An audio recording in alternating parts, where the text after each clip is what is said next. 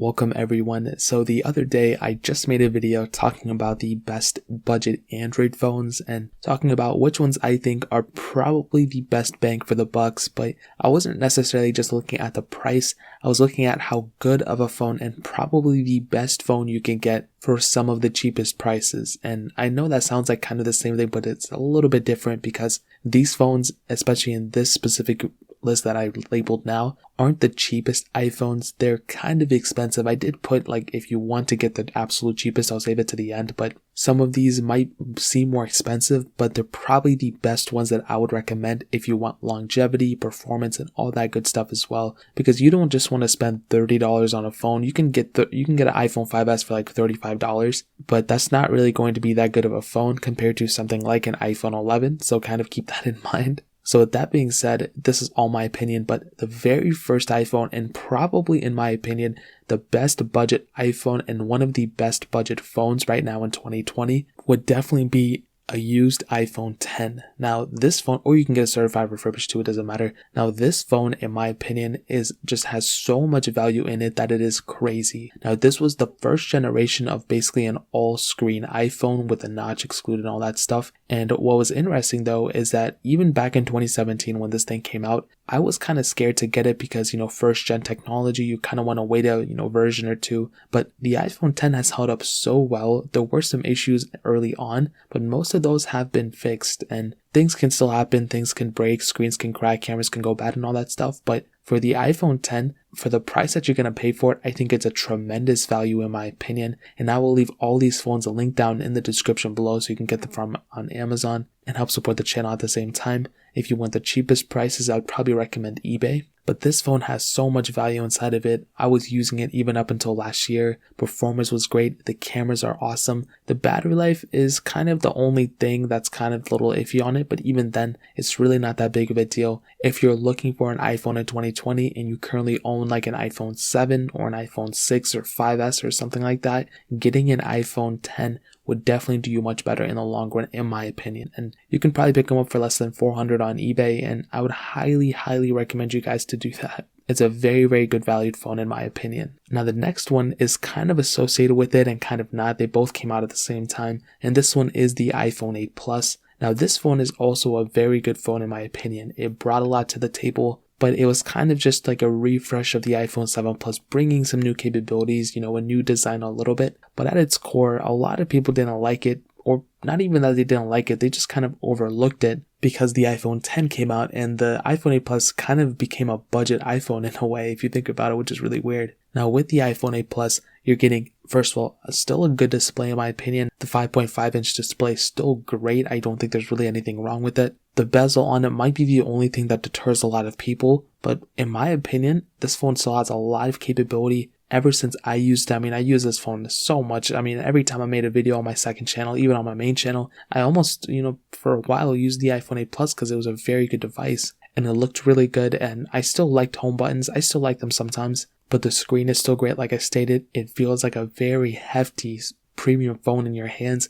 It doesn't feel like a cheap phone. You have the glass on the back, which feels premium, that dual camera setup, which is really cool. And I'm sure you can pick one of these things up for like less than $300 without even trying. Actually, I would probably take it like $350. You can probably find one for less than $350. It's going to be cheaper than an iPhone 10, but still, very good priced phone. And performance wise, it's still about the same as an iPhone 10 too. So in my opinion, for sure, iPhone 8 Plus is a tremendous value. I would highly recommend picking it up in my opinion. Now the next one is also, when it came out, it was a budget iPhone kind of in a way, and it's still a budget iPhone, and I would probably recommend this a little bit more than an iPhone 10, but I like the screen of the iPhone 10. I like the look and feel of it, and this phone is the iPhone 10R. And this phone is a tremendous phone as well. There's so much capability behind it. You can easily pick one up for less than $400, if you looked hard enough, I'm sure. You can pick them up brand new from the Apple Store for $599, so that's also really good value, but I'd probably end up getting it used in my opinion. Now the thing with the iPhone 10R is that you have almost the same specifications as an iPhone 10s. That's the first time I ever said specifications.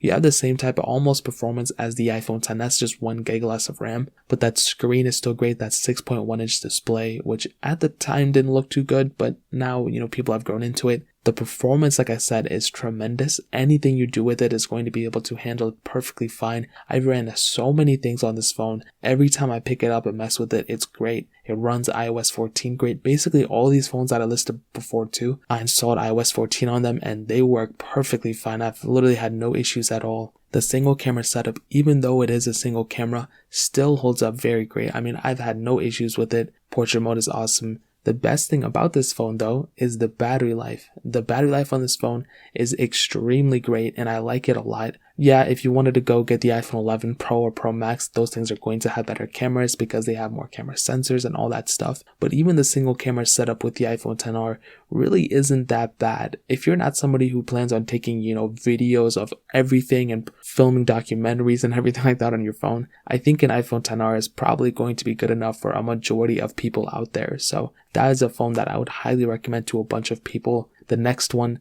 the iPhone SE 2020. Okay, now this one is weird because it's a brand new phone, but I wanted to throw it in here just in case somebody, didn't feel comfortable buying used phones, because a lot of people do not feel comfortable buying used phones, and I have to make a separate video talking about it and kind of breaking down why you probably should be okay with it as long as you stay safe and everything. But with the iPhone SE 2020, I think it's a tremendous value for what it is. It's like $400 brand new. Now, it's not perfect. It has a lot of, older type of designs and single camera setup. That's kind of the same as the iPhone 8 and all that stuff. But I think for the performance aspect and the software aspect, that alone is a humongous propellant, in my opinion, to recommend it to a lot of people. I've not only reviewed it and owned it, I still own it, but I've done so many comparisons, so many camera tests, so many speed comparisons, all this stuff that I'm honestly willing to, recommend it to a lot of people.